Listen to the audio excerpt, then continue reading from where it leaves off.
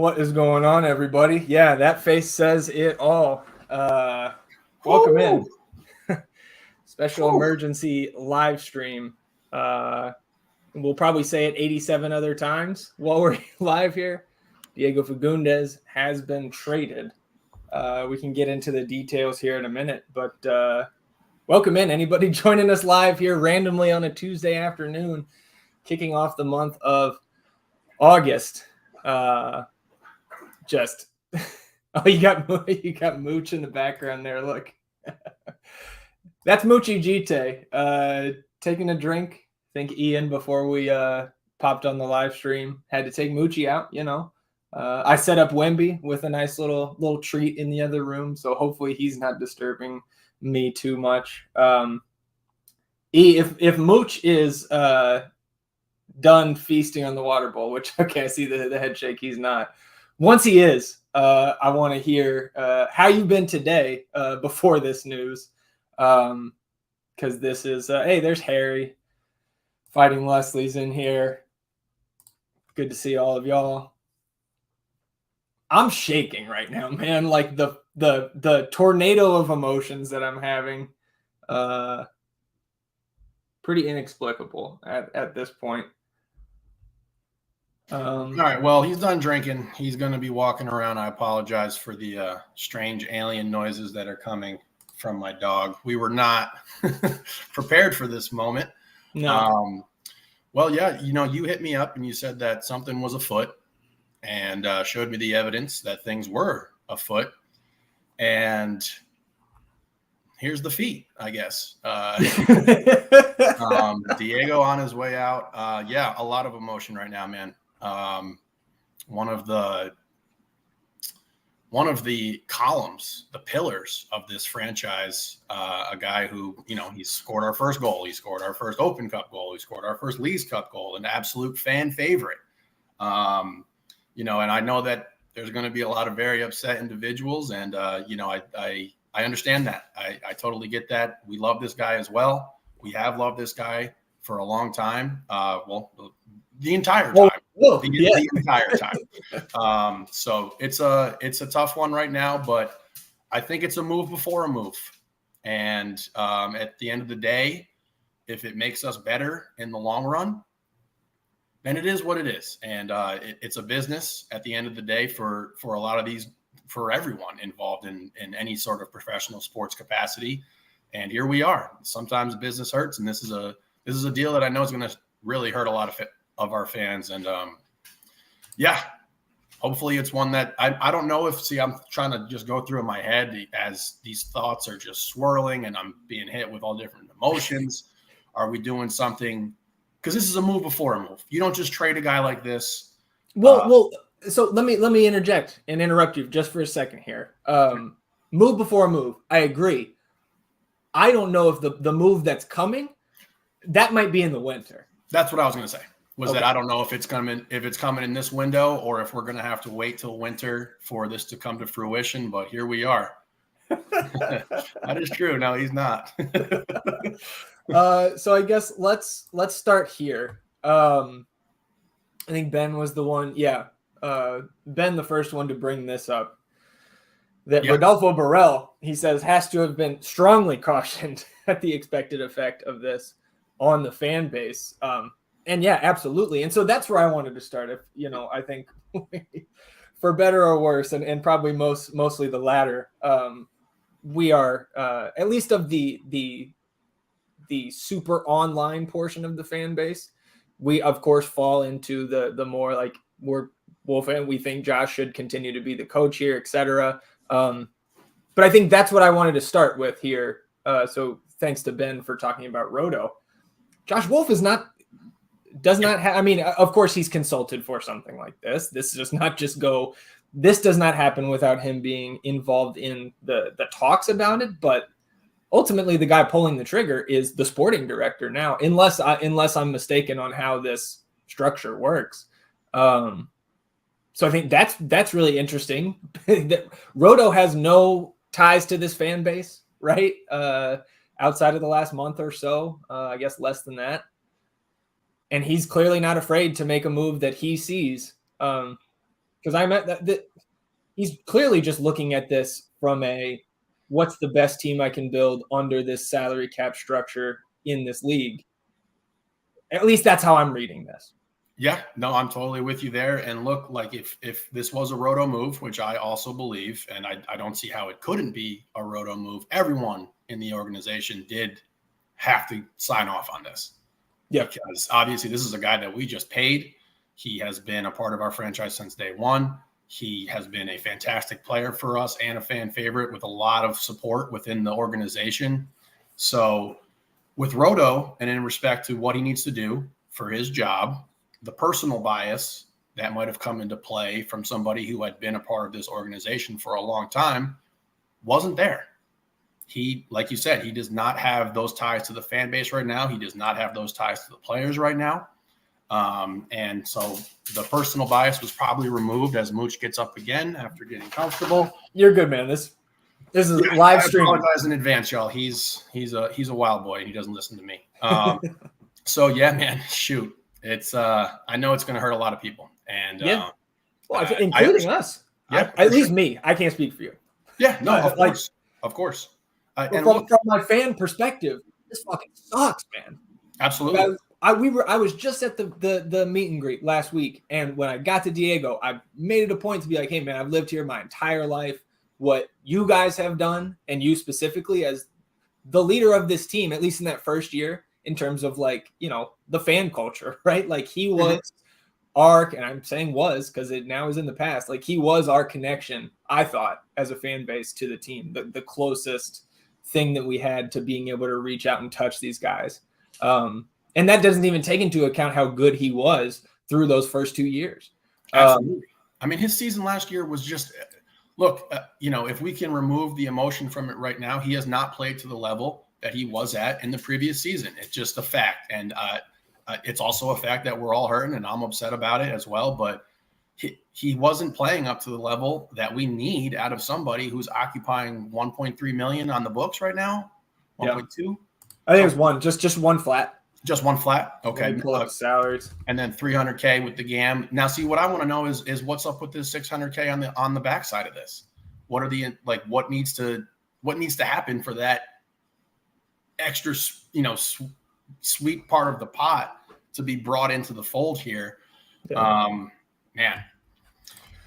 Other thing you need to do is figure out what kind of deal Memo Rodriguez is on, because he's coming back to Austin in this trade. It's hairy in here, and this is a good point. Rodney Redis is still in Austin. Diego Fagundez is gone. I don't think a fan of any team, Austin, San Antonio, whatever, nobody saw that coming. I mean, we ran through so many trade scenarios, so many salary cap moves that we could have made, and his name didn't even come up for us. It wasn't even on the radar. We hadn't heard any rumblings of potentially Diego on the move. We heard plates spinning.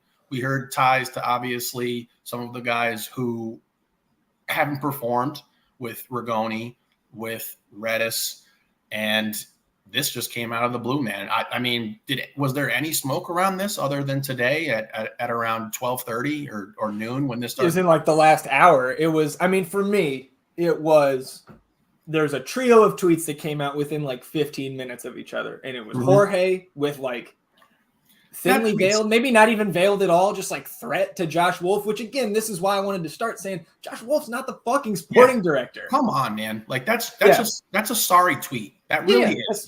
That's clown shit, man. That's a clown ass tweet, man. Like that's not appropriate. Yeah. To say that we're gonna eat him alive. Yeah. Like, what are you talking about? Like, that's just a weird way to phrase that. Yeah. And it just poured gasoline on all of this. It's like, what was the point of that? Yeah. And then you see Kako coming out, his got a close relationship with Diego. And then Diego's dad tweeting, and he does that frequently. And it would be foolish to say that wasn't taken into account, I think, in this whole situation. It's definitely not. No, I don't think it's anywhere close to being like a major factor in it. No, this is not like a LeVar Ball situation. For sure. But it is an added thing that just is not really helpful. Public comments from the parents at any level of sports does not help your kid ever. We just saw it with Brandon. Not that these are comparable. No, I'm not trying to compare the two, but just providing an example that it's usually not a great idea when you have an overly vocal parent. Yeah, putting in there and a platform with the fan base. Putting in your unprofessional 2 cents to this situation. And of course, it's his son. I mean, of course he'd be mad. Yeah. Yeah. Jordan in here saying he thinks it's a good move. Hurts don't want to see it, but judge it by what comes next. And I think that's where you and I kind of come down in the moment. Again, it fucking hurts, man. Yeah. Like, I don't know, man. Yeah, with the ties, the connection to Diego, man. He was the face of our franchise our first season when we were really going through it, when we were getting our ass beat up and down the field. And there's no one who can really say that, in those first 2 years that he didn't put it all out there on the line and really go after it. We've had a tumultuous kind of season with him this year. But shit, hits you in the heart, man, hits you in the gut. And like, shit, if we hadn't bowed out of Leagues Cup, does this happen? Does this move happen? Like what? Like, yeah, right. I think so. Yeah, right. It has nothing to do with the team. I don't think it has anything to do with the team's results. Like, I think a lot of it has to do with. We talked about it at the beginning of the season. Diego came in out of shape after signing that contract, right? Mm-hmm. And some of the smoke that we heard around that was like he was staying away from some of the voluntary workouts in the winter, trying to get the new deal. And what we've said time and time again is the man absolutely deserved the contract, but then come in, you're not to that level. And to me, again, from the purely the business, how good of a team, what's our ceiling under the MLS salary structure, right? For that $1 million contract, not a DP, right? Like, you got to be playing at that 2022 level, and he just hasn't so far this year. And that deal was to what, 2026, I think? Yeah, no, he was. I think so. 25 or 26. Yeah, we had him all locked up with Julio and those other deals we did in this offseason to try to bring this, our core back there. Man, yeah, I'm gonna look at some Memo Rodriguez shit apparently. Right. Well, and I think, man, like, we have some experience with Memo because I'll pull up all his stuff here. I think Logan was in here saying he said Memo was on 2020 220K there. Memo base salary 180, guaranteed comp this year 210. I want to know the length though. Let's see. Okay. Memo Rodriguez. I don't want to miss all these. I know Logan also said, do we think Roto cared too much about how the fan base reacts? No. No. I don't at all. No. I mean, let's look at this from the perspective of the team, from the perspective of how we can get better. Everyone's hair is on fire about Emi Rigoni. He's got 2 goals and 2 assists in MLS play. Yeah. Diego has 2 goals and 1 assist. Yeah. So if we were holding Rigoni to this ultimate standard of having to be absolutely excellent and wanting him out, okay, I like that, David.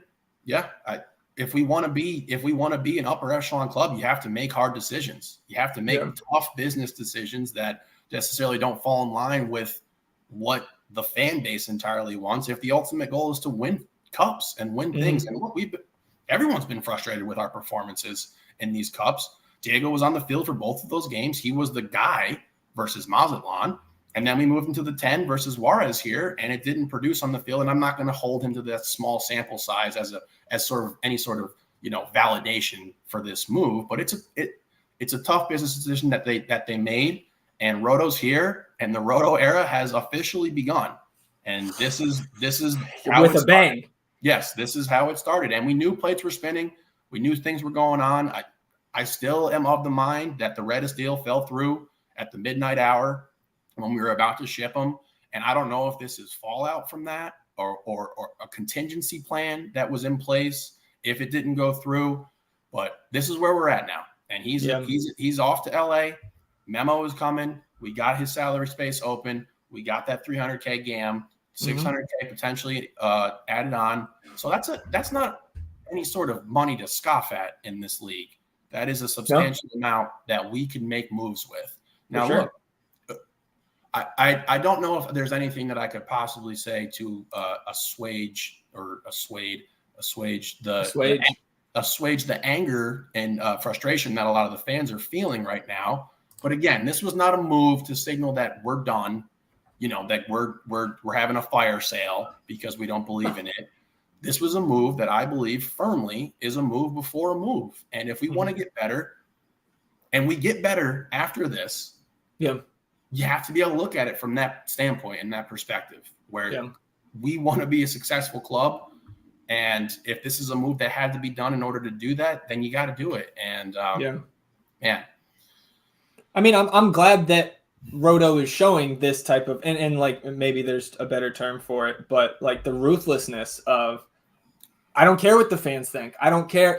He's trying to build the best team that he can under his vision. And man, like again, and I know this is just a small part of this entire puzzle, but Roto is also a coach. Right, he's been a coach up until this point, and we made a big deal, me in particular, about showing up the coach on the pitch in Houston earlier this season. It's not a good look for you as a player. I don't care who you are or what's going on, man. You handle that stuff on a team behind closed doors. So again, I don't think that helped him. I'm gonna get through some of the other comments here. Appreciate everybody joining us because we did not see this coming. Jacob saying anything, it should have waited until the winter. I don't necessarily disagree with that either, but I think it's what I'm surprised. I don't know what I'm most surprised about. It's surprising to me we were able to move his contract in the league. Especially a lot of money. Especially to that team who's in last or at the bottom of the table right now. Look, everyone who is familiar with this club, everyone who is familiar with the move we got to get Roto, understands the resume, understands the pedigree that the man is bringing in. And as an individual who is not a sporting director, who has never coached soccer at the highest level, I have put my faith and my trust into him. And he has not done anything to make me feel like that is blind faith right now, because again, we saw his resume. We saw what he's been able to accomplish and achieve throughout his tenured and storied career in the greatest leagues in the world. So look, the trust the process slogan needs to be thrown out. Like the 76ers bastardized it and didn't win anything. So hey, Sam Presti's still working on his, man. Yeah. Getting his Twitter accounts back. That's a deep cut right there. I appreciate that one. I trust the journey, I guess. This is part of the long winding road that you need to do to win something. And then once you do win something, it happens again and the journey starts itself over again. So I guess I will say this right now. Thank you to Diego.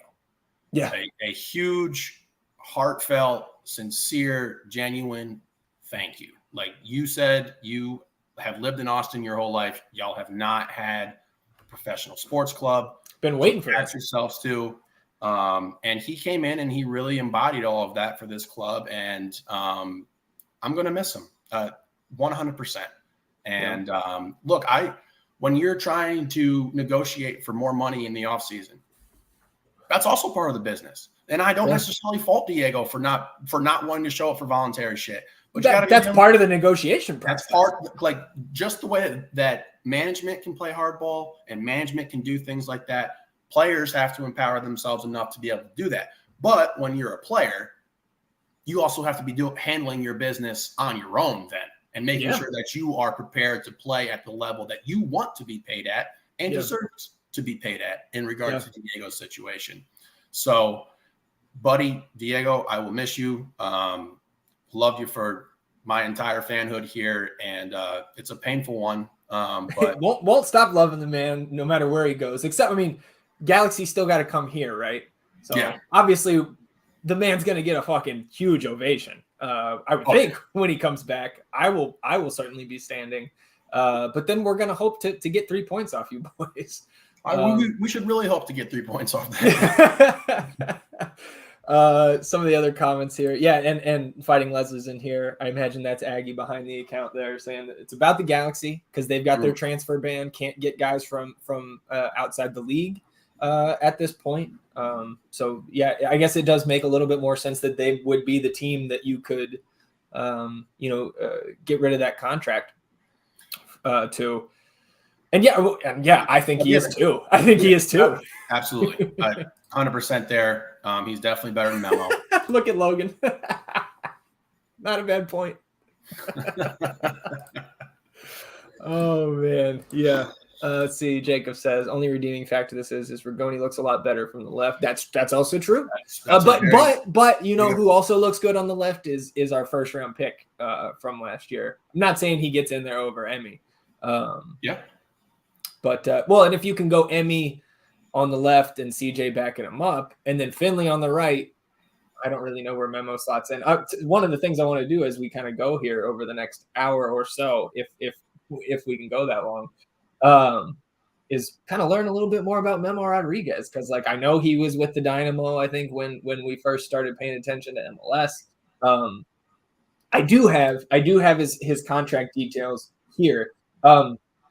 He's expiring this year, so this is I love that about the return. Again, like I don't think there's any return that's going to satisfy the hole in my Austin FC heart that is left by Diego getting traded. But Rodriguez on a 1-year deal. We have him under control, 2 club options for 24 and 25. So if they wanted to keep Memo, he's pretty damn cheap. $200K is not a ton, especially looking at some of the other salaries on our cap sheet.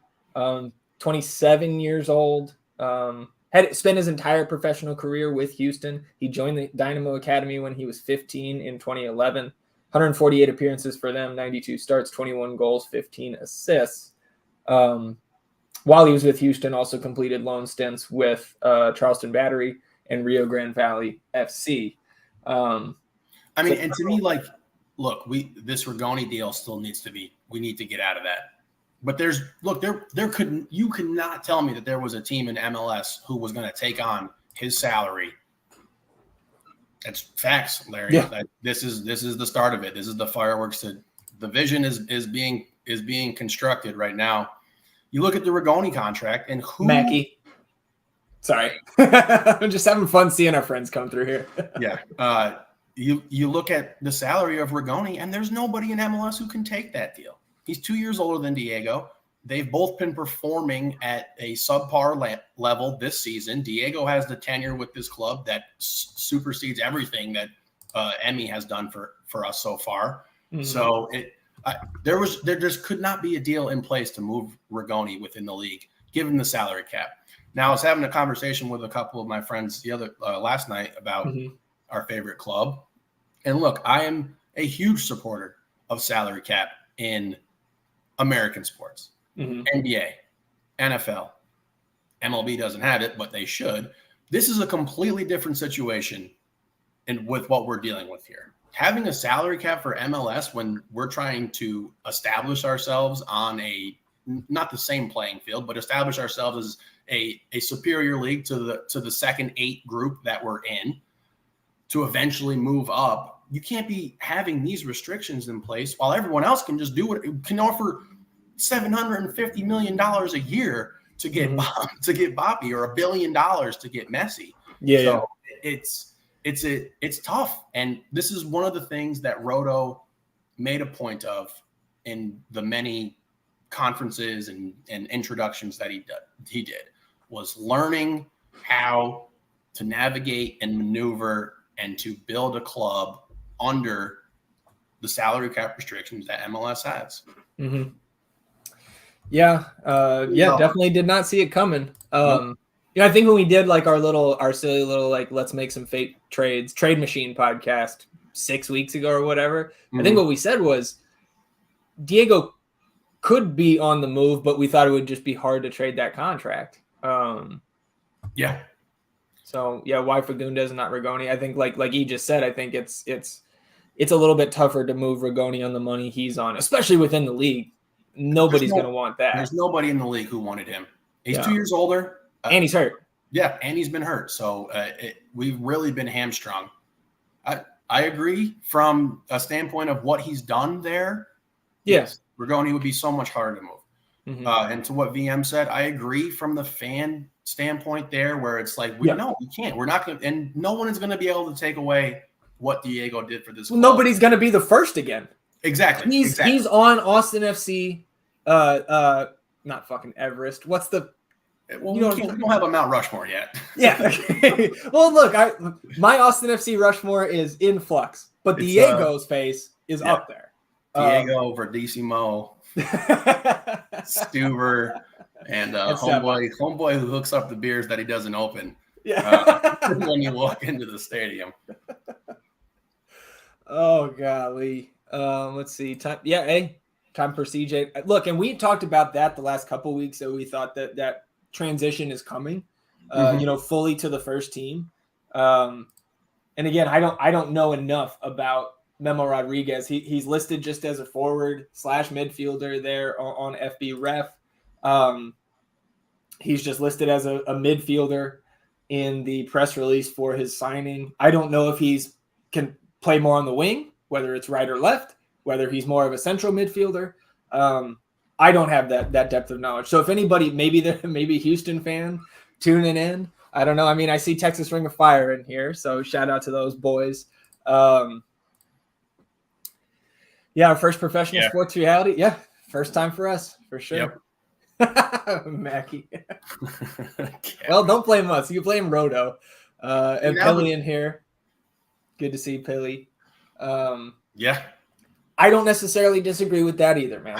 I don't, because look, you have to judge it based on this season right now, and all that other sentiment is really great. And it's really nice. Diego has a lower FOTMARP rating than Rigoni right now. And that doesn't tell the whole fucking story. Of course. I'm not naive enough to think that that's the only end all be all. But now the question that begets all of this is, becomes from all of this is, where is the next upgrade? Because when we were doing all of our hypotheticals and who could we potentially move and where are the upgrades in this roster, first thing I said was immediate help at center back. Get somebody in to plug that hole as fast as we possibly can who has played before, and that's check. We have done that. Hedges in. And then I said we needed a big move to come. This was not the move I anticipated, but it's a big move. And again, the flexibility that we could potentially have going into this winter transfer market becomes interesting. Yeah, for sure. And that's one of the things that we're going to definitely talk about, here during this break, because we're not stopping the live stream pod today. We're still recording on Wednesday, but we're going to have a lot of, somewhat nonsensical topics to talk about, but looking at who's coming off the books, what positions we'll need to fill, all that type of stuff, we'll certainly get into. And look, I know that this one hurts because of the name that's attached to it, but if you polled the fan base before this, right, and you were looking for what needed to be done, Tarek buyout, good, that's done. CB help, starting center back. CB help, Hedges in. Now we address how do we become more talented, and this is the shitty part of being a fan of a professional sports team. Well, this could be a 3-month step backwards talent wise. I think it is. If we're not bringing somebody else in, but it's like you said, for the moves that will come in the winter, that's where you elevate the team ceiling. And I think that could be partially where my disappointment comes in. Yep. It's going to have a hit on the morale of the guys for sure. It's going to have a hit on our chemistry. And, hopefully you can get another guy in who has some good, vibrant energy that uplifts the other players. But man. Hey, shout out Travis, Los Nerdos Verdes. Had to go get that fucking Mazatlan sticker off there this morning. Did you take that down? I did. Attaboy. Dude, it worked out. I have my haircut scheduled this morning. I was like 2 minutes from the stadium. Yeah. So I just slid over after. I'm that petty. And then like this is what I thought. I don't know. They can fucking find it if they want to. I mean, I don't think the tweet itself was like disingenuous or anything. No. But you just fucking covering up another one of our fellow content creator. Yeah, can't do that. And man, when I walked up to that, you can come. I walked up to that fucking poll. 60% of the polls open. Put it anywhere. Yeah, I'll our boys. You can come into our stadium and beat us 3-1, but you can't put stickers up on our fucking post. You're crossing some kind of fucking line doing right. that. I do want to say this. This can always be risky. But if you want to come on the live stream here, I think we'll go till about 3 p.m. Central Time if the interest is there. If you want to come on the live stream, give us your take on what the hell is going on here. More than welcome to do it. Definitely, or to do that, go ahead and just DM us on Twitter at the North End Pod. We'll shoot you the link. I just remembered my thought that I had. Okay. Some of the disappointment that's really rolled up into all of this for me is that I said that this club had been fighting this whole year in a very congested Western Conference, and that we needed to do right by the guys who were in here. Hey, Mitchie. You had to do right by the guys who were in here and who were putting it all on the line to keep this team afloat, and they deserved a shot to go after these better Western Conference teams than us. Yeah. And then after seeing some of the performances that we've had, I was one of the first, or not one of the first, but it was my first admission of, hey man, we can't hang with a Seattle in Seattle. Hey man, we can't hang with an RSL or in Salt Lake. Obviously LAFC, the juggernaut that they are going out there. So if this is a long-term move in regard to bringing somebody into the winter transfer market, then it's going to be a rough couple months coming up here. Yeah, no question. Larry's saying, no way this is happening without an attempt at moving Rigoni. And man, I think they could have certainly moved on from him. The injury is what kills that. Yeah, he came up in talks. There's no way he did not come up in trade talks. But again, what's he getting? He gets $3.5 million a year. Who's Rigoni? No, I think it's like 2. I mean, I got it right here. Rigoni 2.04 guaranteed, base salary 1.6. And again, that's just hard to move within the league. It's hard to move within the league. So look, we found a situation with Galaxy who have this transfer ban in place, who need to bring in some talent, and we struck while the iron was hot. And I understand the sentiment of, could this have waited till winter? We don't know. We will never know that. I don't know if that deal could have been done at that point in time, but here we are, man.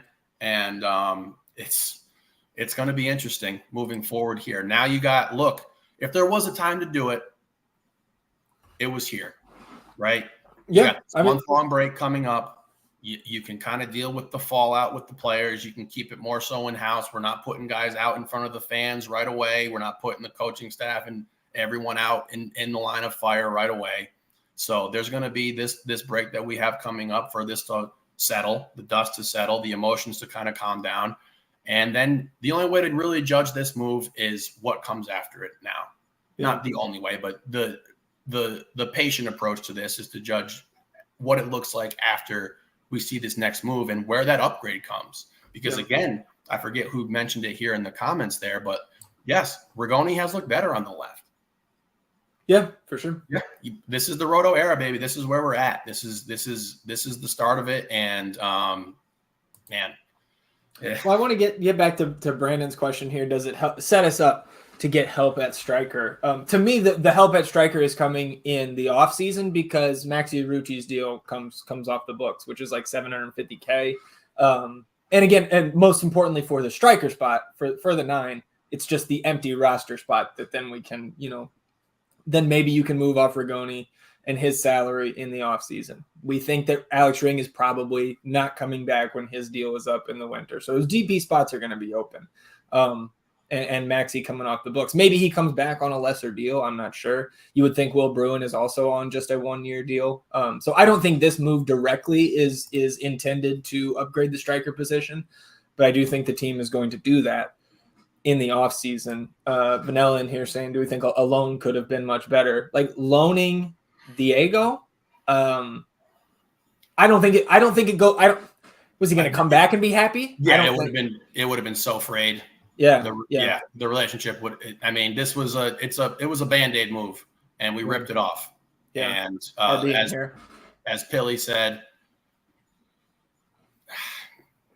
I don't think a team is giving up that GAM for Redis? We're not getting that much GAM back, and I just don't think a team doesn't want. Who wants Redis? Look, it's for me with the Redis situation. If we can't move him, it's fucking CJ time. Period. Well, he's gone, but Redis is gone at the end of the year too. There's going to be a lot of roster overhaul with this team coming up here, but yeah, it's CJ time for me, and it was CJ time for me when we played Juarez.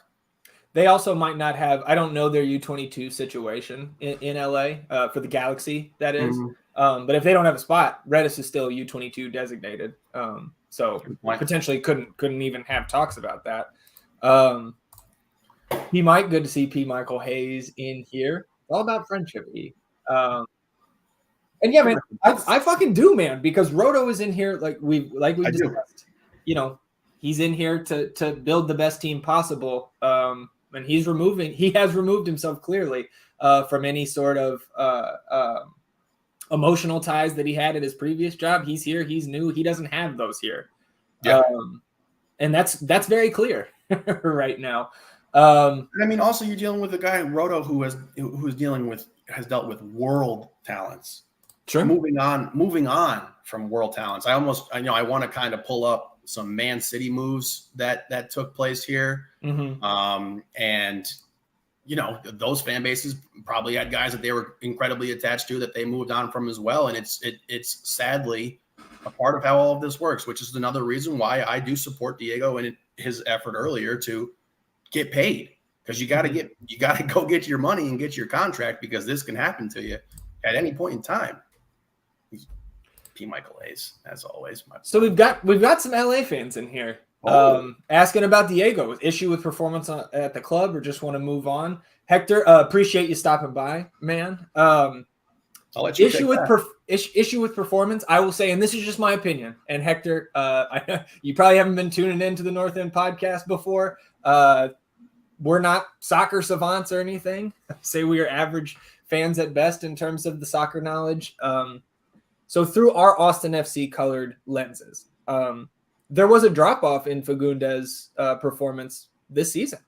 And it's both statistically, but then also on the field. Like he's a guy that at his peak for our club, he was the Iron Man.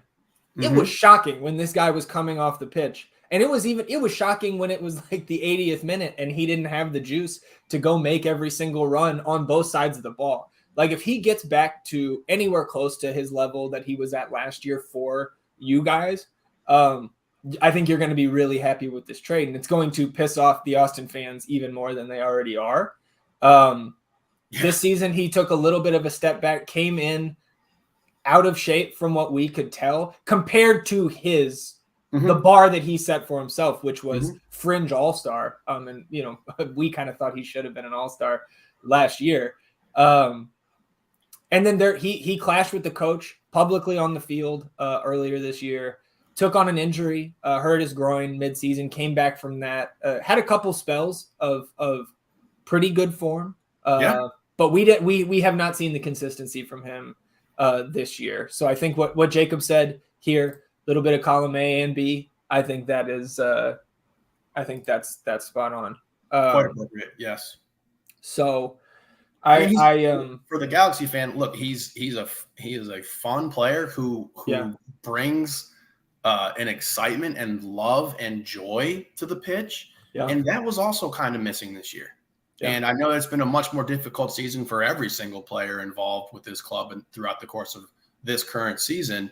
But look, the relationship between Diego and Wolf, it seemed strained at best. Mm-hmm. And the noise that was surrounding, it's not being surrounded with those two is always nice. Yeah. Well, and to Diego's credit, if I can just interject here again, some of the time that he was on the pitch, specifically this last week and a half, he didn't have the other top guys. Like we played that first Leagues Cup match against Mazatlan without all three of our DPs. Driussi, Rigoni, and Ring were all out. Mm-hmm. Diego took on that more central role, the kind of leadership role in the offense. and the team didn't get it done, but like we covered it on the pod after that match. Like it wasn't necessarily fair of us. We were really down on his performance after that night. And then when we had it, 36 hours away from it, it wasn't necessarily fair to come down all on him because he didn't really have the pieces around him that make up our first team, our best 11. Far from it. Yeah, I mean, Danny was out too. So it's been a rough season, man. And again, it's just yeah.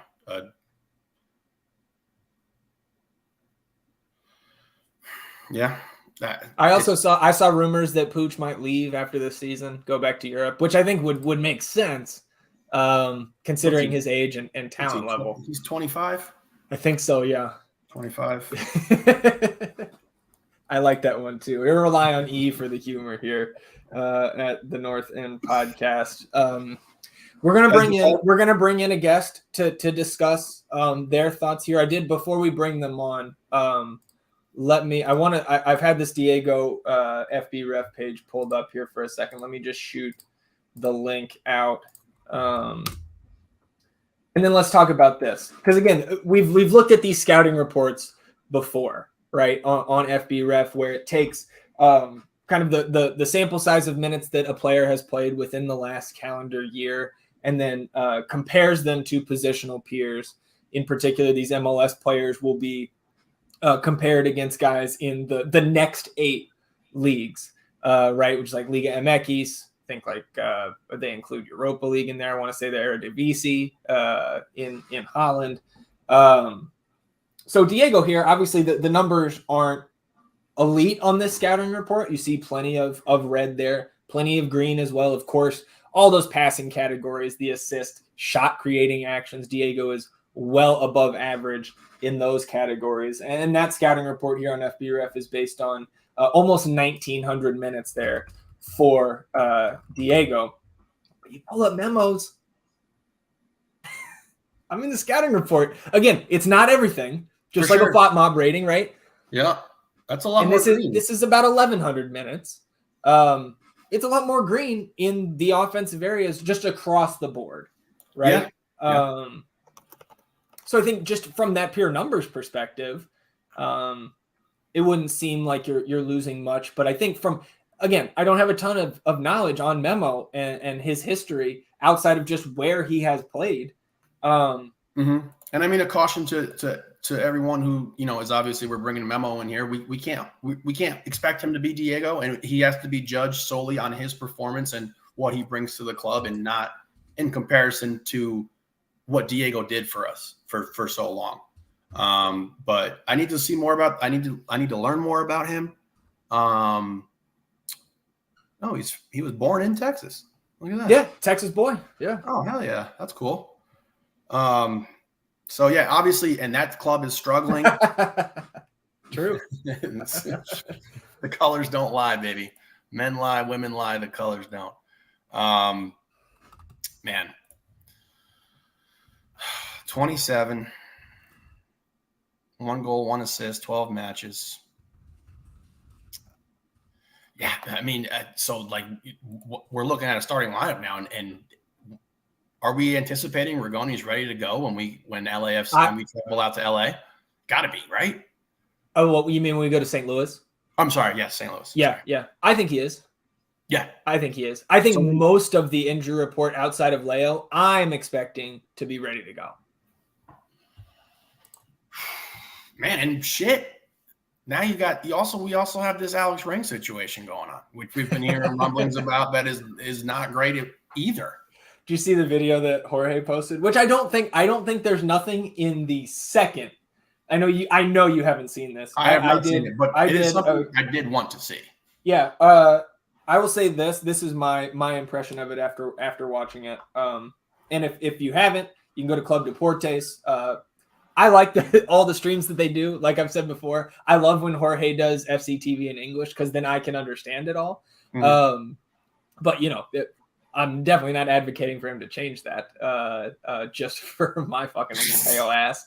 But so he I'll say this. There are 2 snubbed handshakes between Josh and Alex. The first one, I think Alex doesn't see him. The second one, I thought Josh it looked like, and again, this is from 50 yards away on a camera. It looked to me like Josh ignored Alex on the second one after maybe Josh assumed that Alex snubbed him on the first one. I did not think Alex was snubbing him on the first one, but it was certainly a little bit interesting. We'll bring in our guest here in a second. I see he just ran, I think, to get some water or something. So we'll bring him on in a second. Patrick was asking, has Memo played striker? That I think I can say with a decent amount of confidence that no, he is not a striker. I think he's pretty much just a midfielder, but I'm not sure if he can play out on the wing or not. Like if you look here at the last 5 matches for him, right mid, left mid, left mid, left mid.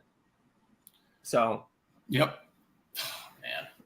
So what are we looking at? What are we looking at? So look, and in regard to the striker thing, Jassy should be ready to go when we travel to St. Louis. Yeah. So we should theoretically have our starting 9 out there with the 11 when we go for our next match here. Yeah. And again, like you said earlier, the upgrade, at least depth-wise, for the 9 spot on this club is most likely coming in the winter transfer market when Maxi's going to come off the books. Obviously, I think Will as well, like you said, 1-year deal, and we can look to make some moves there.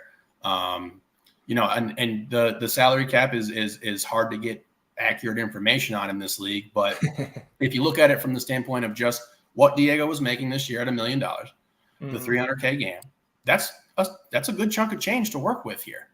Yep. Yeah, it is. Let's go ahead and bring in Phoenix, waiting in the wings. He's been on the pod before. We know about his live streams. Phoenix, how you doing, man?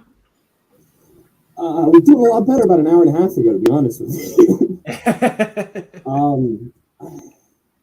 Where did this come from? Like, it seems that there was nothing about this before. My biggest issue with this is, well, 2. 1, how do you replace him, obviously. And 2, I had a second one, I just forgot it. Oh, how much did Roto have involvement in this, right? Because when he showed up, he's like, yeah, I'm really not going to do much. You know, there was not going to really make any big changes here. The club was, hesitant to make a whole lot of changes there. And now we see a big center back come in, which was key, and a big player leave. Yeah. So I'm wondering how much Roto had to do with this, or if this was stuff that was planned months ago. Yeah. Look, there was nothing that I saw or heard about that had Diego involved in these moves. But like to your point there, it was the center back help comes in, and we were looking to make a roster upgrade around the other 10 there. And I don't know if this was a call that was placed after Roto got here. Well, he'll fit right in this year. Yeah, I don't know. It came out of nowhere. I mean, like I said, the first thing that we saw about it today was at about 12:30, where there's chatter on Twitter or chatter on. It was people are sending out X's. Yeah, those three tweets in quick succession was, I think it was very much a surprise, and like Jacob said, they're done quickly and quietly. With that as well as the fact of the transfer window ends tomorrow. So if this was something planned before, you'd assume this is done with some logic of bringing somebody in. Yeah. To maybe not replace him, but to step up and fill that gap that's now in the roster. Yeah. So yeah. I think this was done.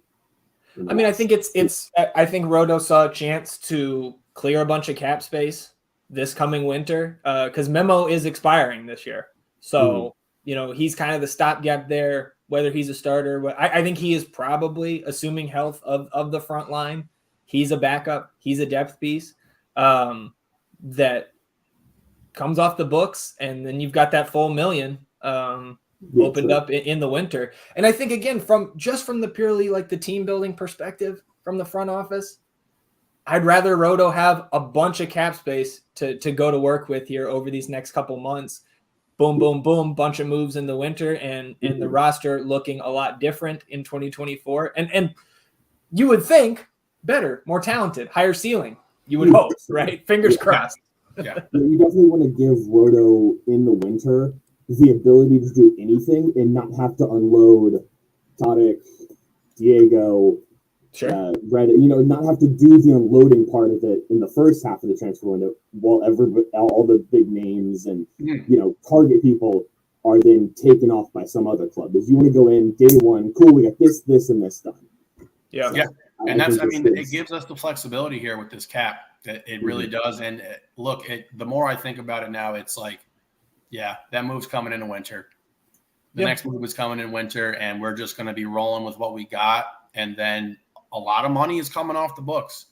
Ruti, potentially, Bruin, Redis, the flexibility, Ring, the flexibility will be there for him. And, the Reyna era and the Reyna, the signings and what we did with our money it's all being torn down.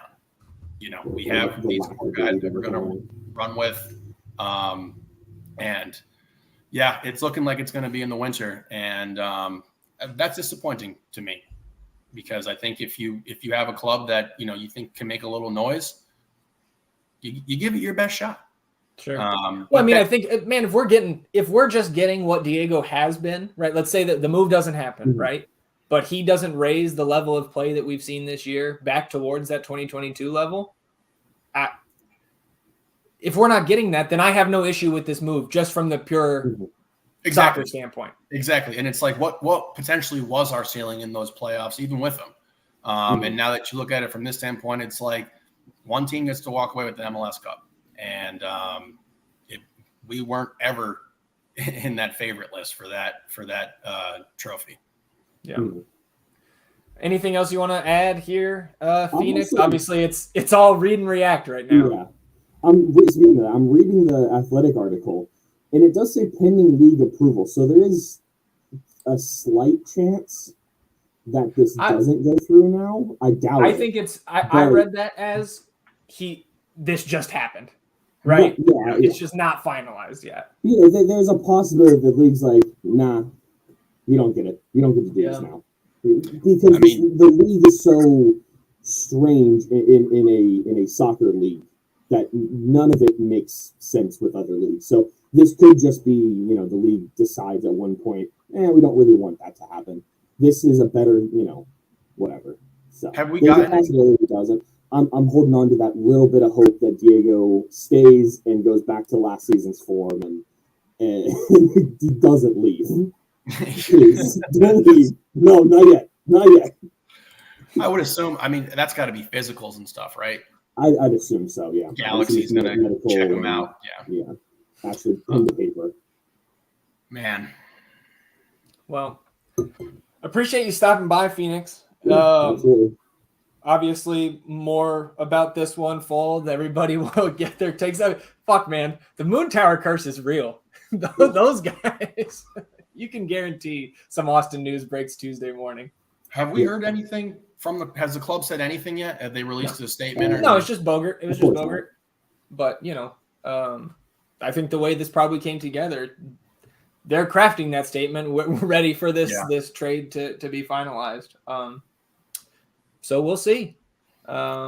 Shit, man. Oh, you want to hear something also fun? All right. Apparently, Chucky Lozano has agreed to personal terms with LAFC. Oh, my fucking God. All right, well, I'm done. Chalk the season up. Hey, we'll come back in March of next year. Wait, did they just bagged him? On personal terms. Again, there's still extra stuff on top of that. But, well, so it's interesting because better. Bogert was saying the other day that all his sources told him that it wasn't that wasn't happening. So that's what I heard the last 4 days. Yeah. Is that no, it's not really. It's a bunch of just rumors and stuff. And now we'll see. All right. Well, appreciate you coming by, Phoenix. I'm sure we'll talk soon, man. Hey, good to see you, Phoenix. Yeah. Later, brother. Oh my goodness. Yeah. If anybody hasn't, Moon Tower is always, it's appointment listening for me on Tuesday mornings. Our boy Michael Lahoud was on with them. They did some like listener Q&A from their Patreon. It was a great interview. So I would definitely encourage everybody to make sure they carve out the time to listen to that. this week. And that's another good point. I mean, Finley, when other guys step up, it makes certain contracts expendable. Yeah. And that's the point that has been talked about with Ring as well. Yeah. Now that Hedges is in here, he becomes a bit more expendable. And, I don't want to harp on too much of the handshake gate that could be going on here. But there's clearly some strain within the organization. There is clearly a bit of bad blood. And this is one of the ones that boiled over a little bit earlier in the year with Coach and Diego. And, there's going to be more tough decisions to be made. I don't know if all the tears have been shed yet with what's to come in this new Rodolfo Borrell era. So I'm just reading through LDR Slack here, trying to, the meeting of the minds going on in there. And then also going back, Phoenix pointed out the Athletic article by Tommy Scoops. So we get the 300K in GAM, right? Mm-hmm. But depending on how Diego does with the Galaxy, that number could be as high as 900K, which is a huge sum. Huge. We just need to know what he needs to do. Yeah. And cheer for that. Hopefully it's just appearances or something like that. Man, yeah. And Pilly saying, it's the start, not the finish. It is just the start. And Cam in here. Yep. Going to start, but yeah. 100%. Well, and let's also we knew Roto was coming in and it's going to make his mark on this team. Yeah. We knew it was going to happen. I didn't know that it was going to be Diego with the first move, but we knew he was going to come in here and he was going to put his stamp on this team. Again, this man, Roto, and I haven't had a personal conversation with him. I'm basing off of what I've seen him say in pressers. This was a challenge that he wanted to take on personally, something he wanted to take on personally, to make a club in MLS under the restrictions without the brand name of Man City, where you can go and spend the entire GDP of Ireland to get whoever you want. Right? Like, this is a different beast in this league and in this country right now. And he wanted to come here and accept that challenge and take it on. So we knew he was going to come in and do shit. Like, he didn't leave Man City to come over here and just be satisfied with the fact that we have a middle of the table team right now. That's not the case. And yeah, then there's the first move, the first pin to drop there. Whew, boy. Anybody else jumping in here, talking their shit? Not that I see. If anybody wants to come give their take, yeah. Or just, a little therapy session. Yeah, man. You need a shoulder to cry on, let us know. Yeah, shoot us a DM on Twitter. Man, I'm just looking forward. I'm excited that he's got the cap space, Roto, that is. We have certainly heard some whispers about certain guys that could be coming this winter. We've tweeted out our own Sam Hinkie picture. Trust the process, even though I know you want to trust the journey or ride the wave or whatever the fuck you want to say now. Yeah, no. We're not trademarking shit. Yeah. So here we go. Galaxy fan in here, Michael. Yes. Yeah, I think he'll be a great asset to y'all's team. And I think he will also, like, for a fan base that hasn't, from our third-party perspective, Michael, a fan base that doesn't have a great relationship with its front office right now. Clearly, you guys, love the players. Diego is going to love you guys right back. He did a lot for the community here in Austin. Like, really ingrained himself right off the bat. And from what I could tell from New England, there were fans that felt the same way about him there. Obviously, he grew up there, coming as one of the youngest players. I believe at the time of his debut, one of the youngest players in MLS. So, see, I don't think so, man. I don't think so. No, I don't. He's already on record. Yeah, and I'm not. I may be wrong, right? Right. Yeah, I don't read Roto's rhetoric around Josh Wolf as fluff. I don't. No, he did not say that. He was not just saying that to say that. He even went out of his way to be like, I'm not just talking nice about Josh. He's one of the main reasons why he came here. Now, whether people like that or love that or hate that or are totally against that is one thing. But Roto made himself an ally in that debate right now with what he said earlier. And I don't know if everyone has seen that, but Roto went out of his way to support Josh, to let it be known that one of the reasons why he came to this club was because of Josh, established that he already had a relationship with Josh, that he knew him. So I wouldn't anticipate that coming, but again, I wouldn't have anticipated this happening. That's what I was gonna say. Is like we didn't think Diego was getting shipped out, at least to before this transfer window was up.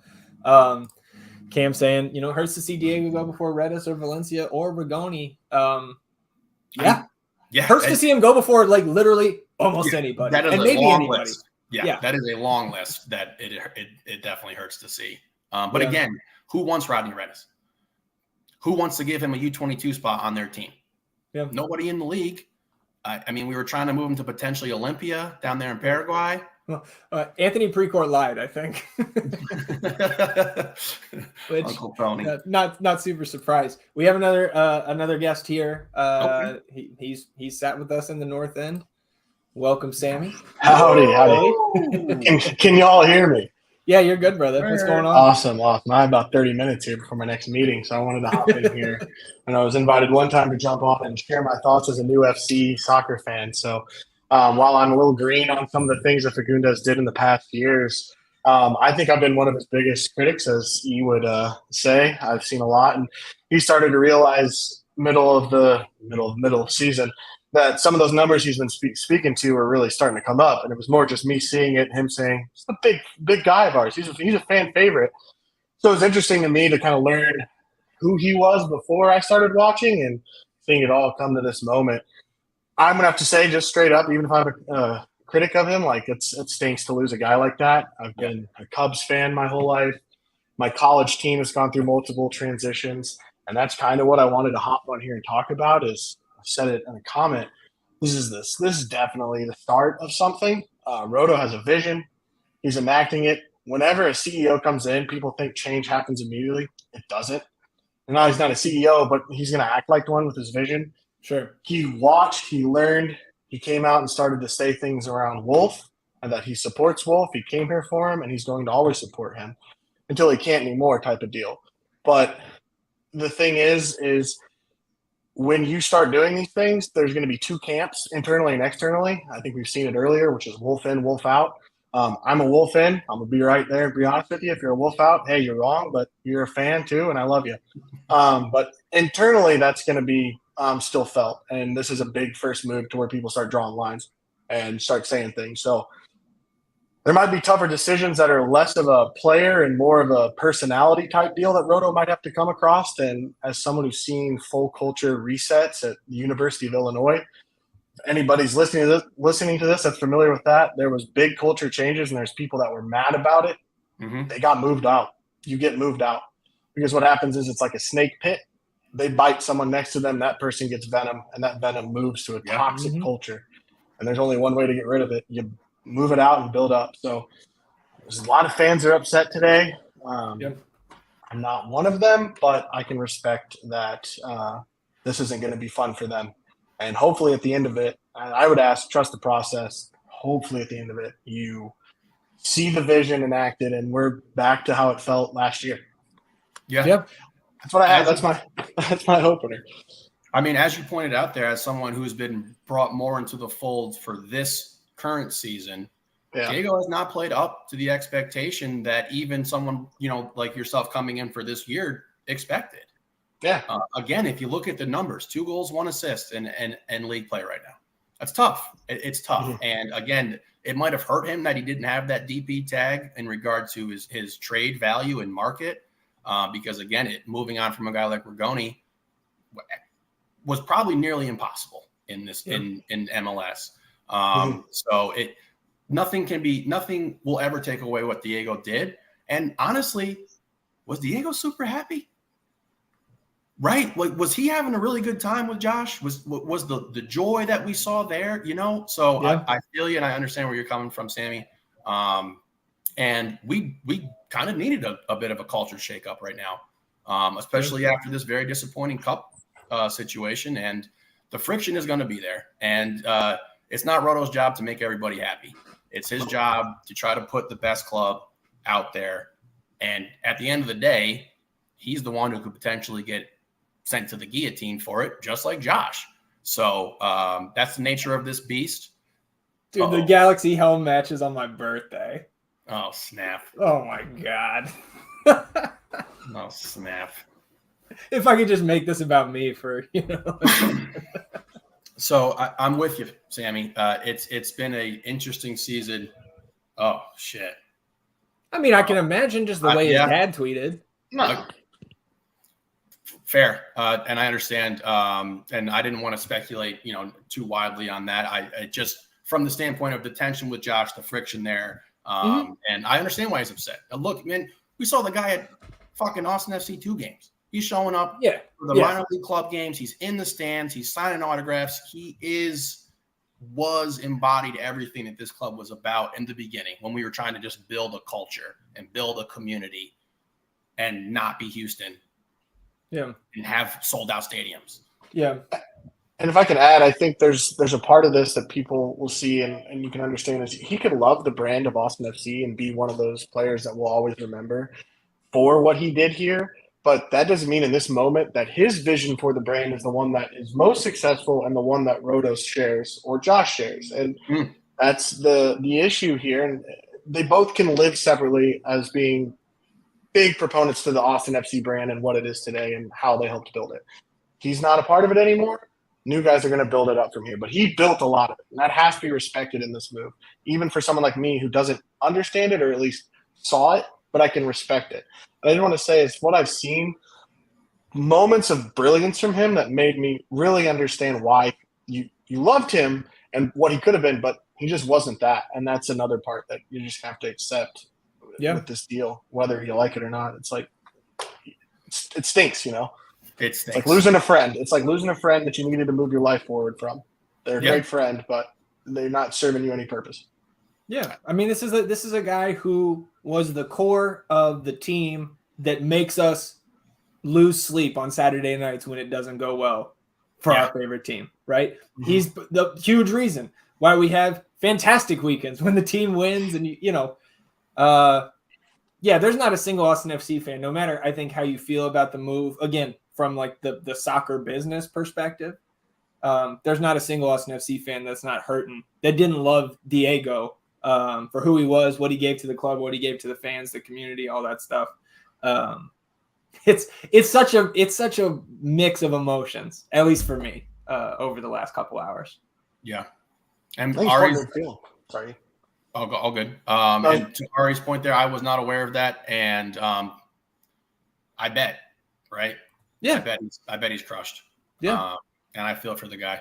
Well, I would expect nothing less, because again, even if there's friction there with Josh and or anybody else in the organization, that doesn't take away from all the relationships, all the good times, the memories that he's had here, and establishing himself as somebody in Austin, especially with the newborn, man. Like, I think a lot of the personal side of this is probably, maybe not probably, I don't want to put those like reasons and worries in project what I think onto him, but you have to think that the personal side of it is pretty, maybe not devastating, but just frustrating too. It's not comfortable to up and move your family no matter where you're going. No, and we had the conversation about Valti a little bit earlier or on our last episode here, and this is the non-glamorous side. There's the team confirmed it. Okay. Yeah. And this is the non-glamorous side of this business. You got to uproot your family. You got to move. You got to make new friends. You got to go into a locker room that you've never been into before and repeat that whole process over. And I know, Sammy, that something you said, you understand it because you've been so involved in all of the sports fan hoods that you're in and all the clubs and teams that you support, you would know what he meant to this club without having to witness it firsthand. Exactly. I put it as like if I joined the Cubs right after they traded Chris Bryant or something like that. It's like I don't understand it. I don't know it, but I understand it. Yes. All right, so here we go. Yeah, we've got so Memo and up to 900K. We get 300 guaranteed is 2023 GAM, which is interesting. I mean that means his entire remaining salary will be covered by that GAM. But the Galaxy can get up to 150K in conditional GAM if Memo meets certain performance metrics. I wonder if that's 2023 metrics or if they're, related to his option seasons, because they do confirm here that he's an expiring deal, team options for 24 and 25. And that's about all they give us here. Wow. I'm surprised there's no, that's it. How do you mean? I'm just surprised there's not a little more, at least a blurb, a quote about what Diego meant to the club. Well, I mean, down here, there's Burrell. The club is sincerely grateful to Diego for his contributions to growing Austin FC on and off the field in the organization's first 2.5 seasons. He will forever be an important part of the team's history, and we wish him all the best in the future. We're gonna get a tribute video when he comes I imagine back, there was right? they just put out a tweet, said thank you for growing the legend. We'll see if that's a fit. No, it's just a picture. Man, oh man. And transfer window ends tomorrow? Correct. August 2nd is the transfer window deadline. So technically they could still make a move here. Again, the 300K in 2023 GAM is maybe not confusing to me. I thought it would be future GAM. Yeah, right. Does that mean you have to spend that by tomorrow? Yeah, it has to be. I'm pretty sure if it's like designated 2023 GAM, I don't think it carries over. But again, that's where we're getting into the rules and regulations page, and that's one of the circles of hell. I feel like is the fucking MLS rules and regulations. Where do you want to see an upgrade, Sammy? What now? Because are you of the camp that this is a move before a move? I was going to say it is, especially. I mean, I just looked up, and again, I'm a newbie here, but just from quick Google search, all GAM must be used in the full year. It does not roll over. So it feels like there has to be a move with the move. I think there. I mean, I think I was screaming it last Saturday. I think they have to really with the center backs and. Actually, more specifically with Redis, I think they have to upgrade that position. Mm-hmm. I mean, defense, we all know. We've been screaming defense and continue to look. That's hard to do, and I feel like you can grow that. I feel like I know some people aren't, but I feel like a Keller can become that. You can grow that internally, but I think there needs to be some more. How do I put this? Because I'm thinking of terminology that's different sports. Because again, newbie here, but I think there just needs more killer instinct in the front. I think Zardes started to find it. Moving Derusi there to the 9 was silly because you're moving him out of what he became more of a great passer and a starter and an instigator of these plays. But you need another killer like mentality like Zardes has, because I think you have one of the best. I mean, I think statistically is the best crossing wingback in Lima. Like his crosses are immaculate. And as someone who's a very young fan to notice that means visually he is doing this consistently. So you need someone else to be able to turn those into something when they get into the box. And that's probably the biggest upgrade, at least the most effective upgrade. And if that's good enough, you can offset bad defensive nights or crazy nights from Stuber like he had the other night. Sure. Yeah. They're saying, can't forget if Diego was looking like he did the last 2 seasons, deal never happens. I agree. That's part of the hard truth of this. And to your point there, I feel super good about our center back situation moving forward now. I feel like, honestly, at least until the end of 24, right? Yes. I feel like, honestly, until the end of 24, that might be our most solidified position right now. We got Hedges in there. And then you have, your point about Kip, you do have to grow that. And these younger center backs take time to kind of build into that old man position in the back there. And now you have veterans who can work with him, as well as a younger guy like Leo, who's ultra talented, who can help Kippy along in that process. And I'm with you, because I'm so sick and tired of watching teams like RSL, like Columbus, who have guys who you get the ball on their foot, and it's like, if you want to come try to mark me one-on-one, I'm beating you and I'm putting something on net. And that's where I think we really are lacking. Obviously, Seba can do it. Diego could do it as well. He didn't show it that much this year, but was that who was that? Larry there? Who just made that point? Yeah. And to Larry's point right there, the performance was not there this year. And from a club standpoint, outside of maybe Johnny G, almost everyone has been underperforming. So it's tough, but yeah, I mean, but and again, it's more than that. There's not one factor, because again, Redis has the U22 designation. He's also on 400K. There's all kinds of context. There's all kinds of context to it. I agree. It's not solely based on Diego's performance, but if we're going to look at the standpoint of where it's like, well, we wanted to cut the coach's head off and we weren't doing well. It's like, yeah, well, you gotta perform when you're a player too. And I understand that he's had an up and down season. It's been up because you've seen those moments. You've seen those moments of brilliance. You've seen those games where it's like, there he is, baby. Like, there he is. He's putting dimes out there. He's making people better. Yeah. And if Memo can do that, then great. It's going to be some big shoes to fill, though. I'm not holding out hope for Memo being able to it could just really be a starter on this team. No, he's not going to start. I think the juiciest part of getting Memo here is it's an expiring. Yeah, 100%. It's that full $1 million coming off the books for the winter. Yeah, see, Aries, this is just where we disagree, brother. Like, the team is in fifth. The team is in fifth after 50-plus missed games in all competitions from, like, 6 of your most important starters with Seba and Diego himself. And now Jossie is added to that list, and Leo and Julio and Owen being gone. And again, no matter what you think about Owen, like, the kid has contributed this year.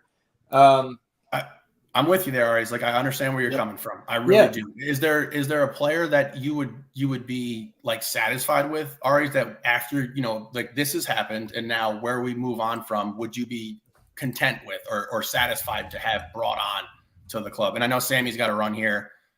Some business stuff. Hey, appreciate you so much. Yeah, thanks for having me. Yeah, brother. And all right, so to Aries, like, I totally understand. I am totally with you there. So is there somebody that you have your eyes on, you're looking on, that could make this deal feel a little better for you when we get to this winter transfer market? Well, and I think too, the thing is that's what's, I think, going to be most frustrating to the fan base. I mean, there's going to be a lot of reasons why people are frustrated, but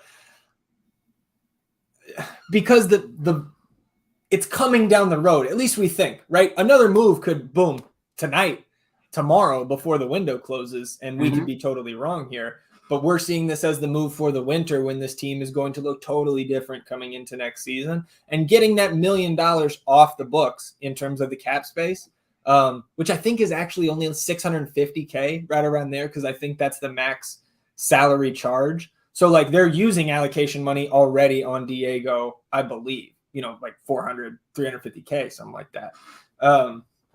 But there's just so much you can do with that space. And is Diego, at his age, the guy's been in the league for fucking ever, because he's been so damn good for so long. Yeah. But, is Diego going to be worth that contract in 2026? I don't know. He certainly didn't do anything this year to make you confident that, yeah, this is going to be worth having this on the books and hamstringing the ceiling of this team from a cap perspective for 3 more years. Again, I'm not saying I'm fucking happy with it, but that's the reality of building a team, is sometimes you got to make those tough decisions. And we're more hamstrung from the shitty deals we handed out for other bad players that we can't move on from. Like, we're hamstrung by the Rigoni deal. Like, this could be more so of a collateral damage kind of thing, where it's like, nobody's taking that Rigoni contract within the league. Nobody. Again, nobody's taking the U22 Redis spot. Yeah. Well, see, I know we're 5th now, and that's the thing that we've been saying too, is you're 2 weeks away from being probably out of the top 9, because it's still so congested. But it's going to be a rough couple months coming up here. If nothing happens within the next 48 hours here, or 36, whatever we have left. See, I think my outlook is about the same from the soccer standpoint. Like, we missed Diego. One of the better runs of form in the season was without fucking 14-10 back in the middle of May, right, where they kept the season afloat. I'm not saying you get better getting Diego out of here. I just don't think the bottom is falling out of this team now that he's gone. We've seen plenty of guys step up in those roles. If you've got Rigoni and Finley out there, I'm saying from what we've seen this year, what's the difference between having Diego and Finley or Diego and Emmy from Emmy and Finley? Both have been average with no matter what the combination is.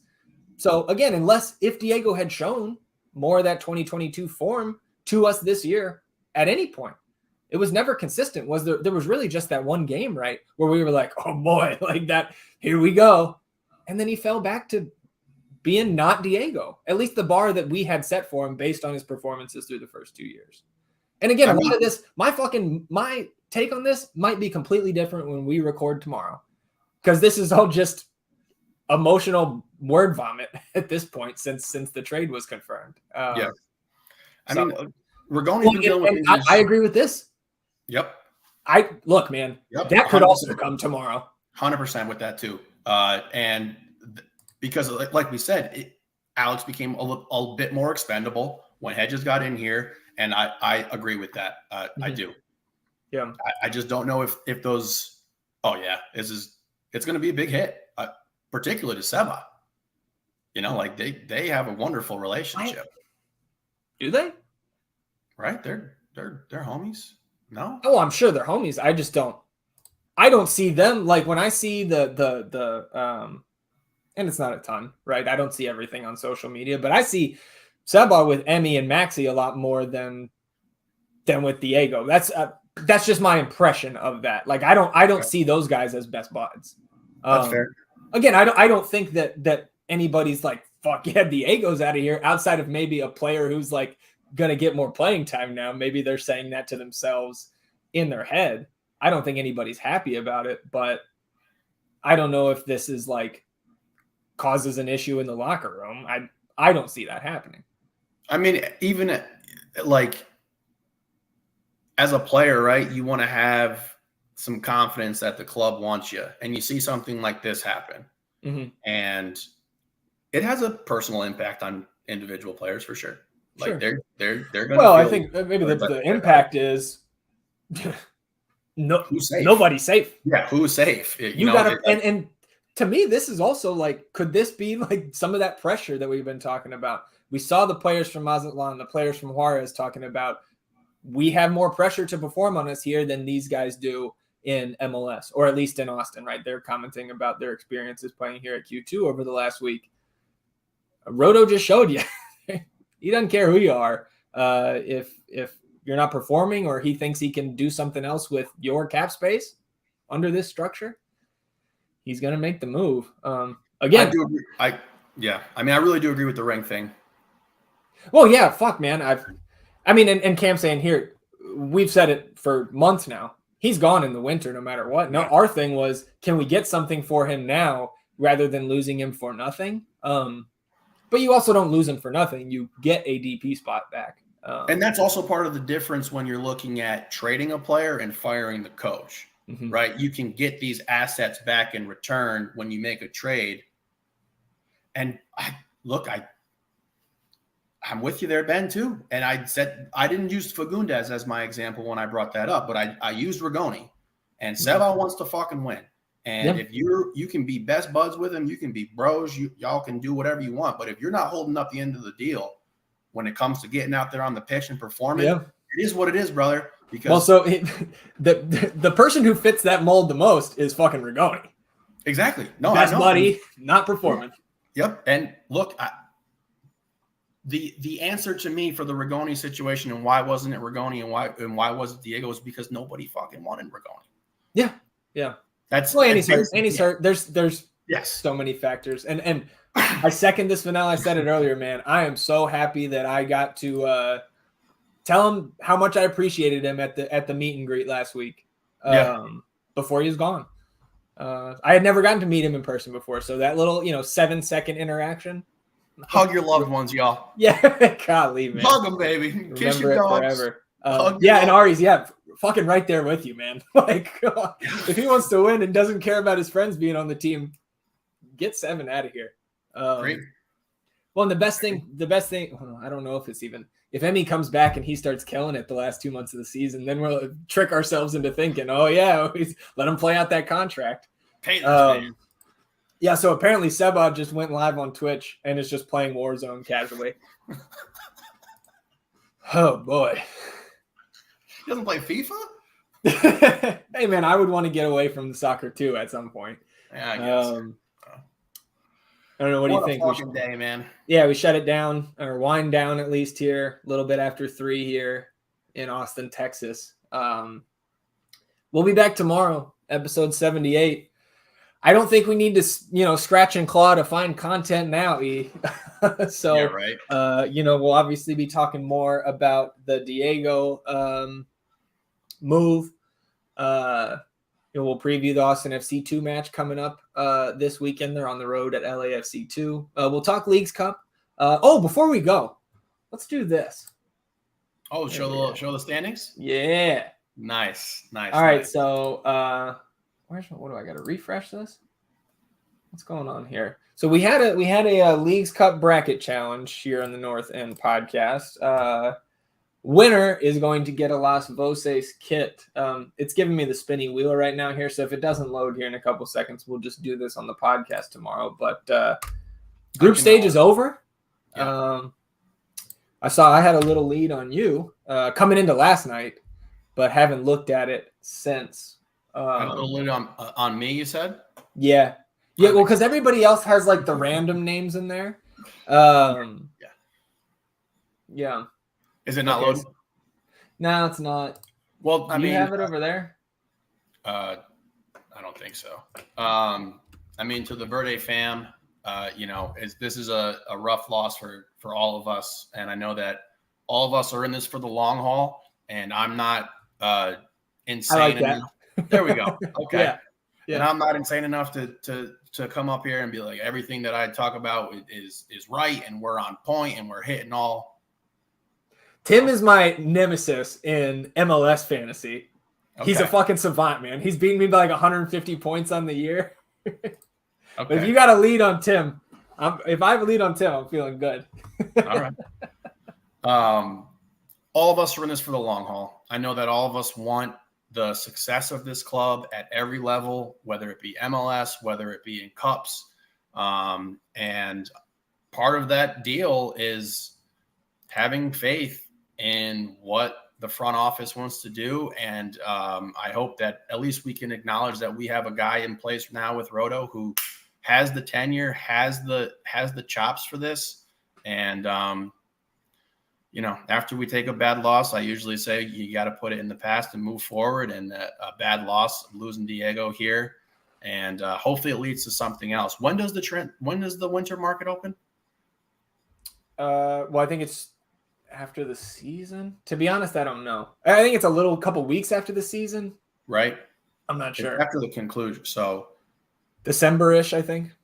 So that, it's all right. I can't wrap my head around this. It's true, man. He was the Iron Man. I haven't come across an Austin FC fan that's like happy about this move, right? For sure. I don't think you will. No, and I feel it for Diego, man. It's tough, man. It's a nasty business. Mm-hmm. This is a nasty business. Well, all right. Let's end on a little bit of a high note here, because I do have the bracket challenge standings here. Look who's in first. No not the ZG. Fucking way. P. Mike Hayes coming out of the group stage, 50 points clear of the field. Our boy P. Mike there. I don't see you here yet, E. Let's see. Keep scrolling. Page 2. So you are there we go, baby. 3 spots clear of the folks who did not fill out their bracket, which includes one of the North End Pirates there. So Brian taking a 0 in the bracket challenge. You are beating our buddy PJ there by 10 points. So suck it, PJ, I guess. Once RSL wins this whole thing, baby, So I'll be dancing. we'll put out a little update on that. P Mike Hayes in pole position going into the bracket. And shit, man, maybe we run a little second chance, just the bracket thing here. We'll see. If we do, we'll put that out tonight. Yeah. There's LDR banter going on here. Let's see. There you go. Vanilla says he had the Fagu signature on his Las Voces kit. Liam in here. Yeah, sentimentality can be a dangerous game. It is a dangerous game. Man, you know, and Liam, another guy who's joined us in the North End. So everybody coming through today. You love to see it. Liam. I love me some Liam. And Martin here. Why are they transferring him? Hey, man, from an emotional standpoint, I 100% agree. Wrong move. I think, you know, and we've discussed, you can rewind. We had some discussion about what it does from a salary cap perspective. I think that is probably the reason Rodolfo Borrell is moving him along here, and the corresponding return that comes off the books in the winter. Anything else for you, man? Again, at this point, we're just kind of going around in circles, just in our misery. Trying to do a little therapy session here. Yeah. No, I mean, I tried to sum it up as best I could there. Thank you so much, Diego. Absolutely love you. You'll always be a hero here. To the Verde fans, the fam, we're in it for the long haul. It's a nasty business. This is part of the territory when you're trying to build a successful club. And yeah, you know, but it's tough. Yeah. Second all that. We love you, Diego. We'll always love Diego Fagundez here in Austin. Appreciate everything he's done for the club. And look, man, we get a chance to show him in the stands, you know, September 24th when the Galaxy come to Austin. So that's Hopefully the next time we'll see him. Yeah. Hopefully he can give us one last parting gift and hit all those incentives. Yeah, right. Give us we'll take the extra 600K. Yeah, throw that our way, buddy. Next year. So, all right, everybody. Appreciate you tuning in, joining us on this emergency live stream here on Tuesday. We'll be back tomorrow with episode 78 of the North End podcast. Until then, he's E. I'm Zach. Vamos Austin FC, everybody. Goodbye.